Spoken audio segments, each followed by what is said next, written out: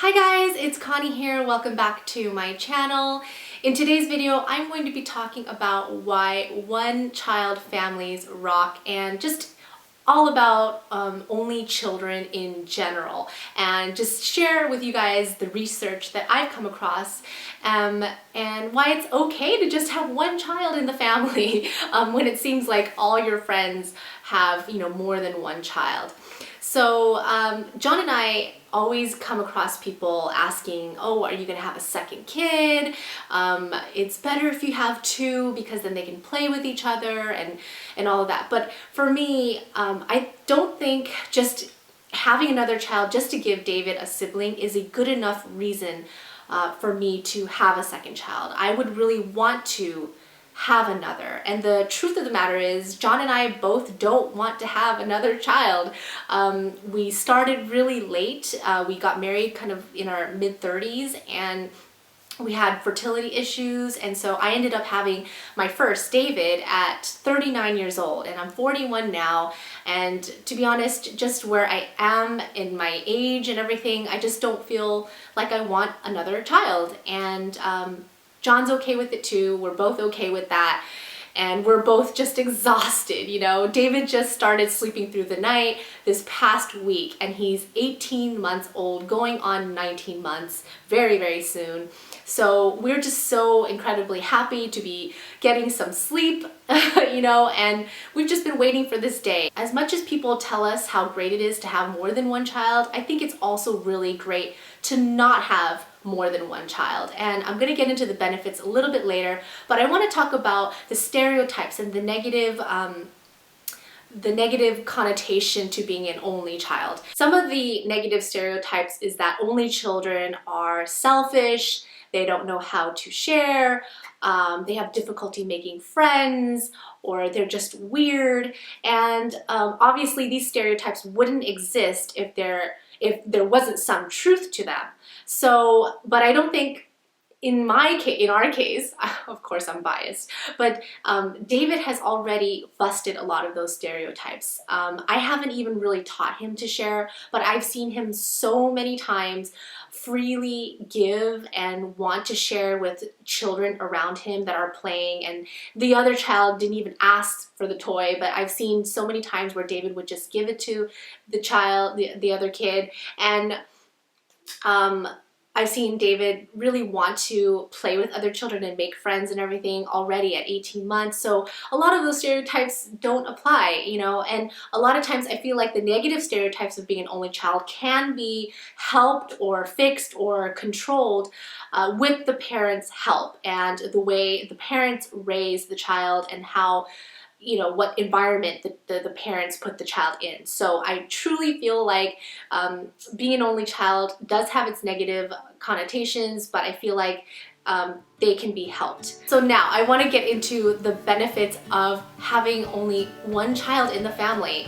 One of the benefits is that only children are known to do just as or even better academically and have demonstrated higher intelligence and achievement. These are just facts. These are actual studies that have been conducted. And I found that to be so amazingly awesome, because what parent doesn't want their child to thrive academically? Another benefit of being an only child and having a one child family is that only children were found to have more self-esteem. And that makes total sense, because if you think about it, the only child does not have to compete with their sibling for any attention whatsoever.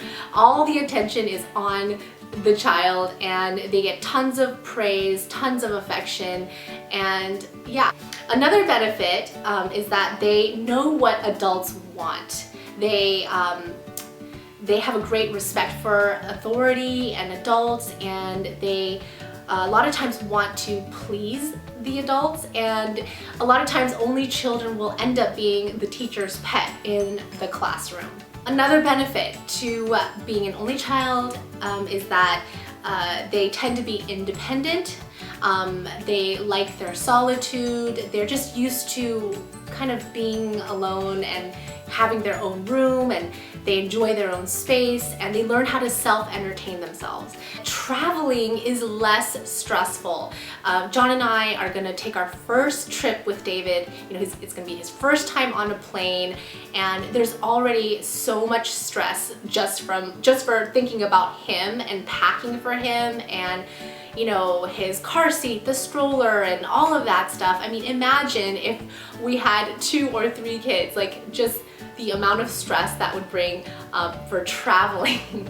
Traveling with 1 is stressful already. I can't imagine traveling with 2 and schlepping all their stuff and making sure that we have everything and everything is organized. Another benefit is that we save money.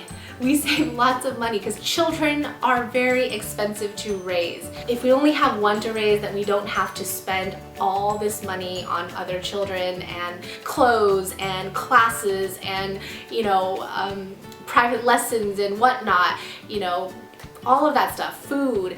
We could just save more money in general, and we can take more family trips with our 1 child. And finally, and this is probably my favorite benefit to why 1-child families rock, is that the only child is super close to his or her parents. The parents become the best friend to the child, and I'm not going to complain about a close, intimate relationship with my child. I think that is the most amazing thing ever, and you know, John and I and David are like the 3 musketeers.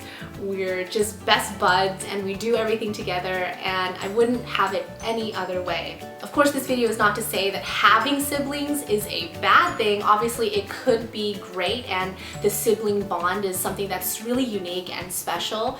But just because a child has a sibling or more than 1 sibling, there's no guarantee that they are going to be close. I do know a lot of people just within my circle that are not close to their siblings at all, and it's almost as if they don't even have siblings. I hope you guys enjoyed this video. If any of you are contemplating or thinking about having another kid but are not sure, maybe this video helped in some way, and if you liked it, please give it a thumbs up, and if you haven't already, please subscribe. I will catch you in the next one. Bye!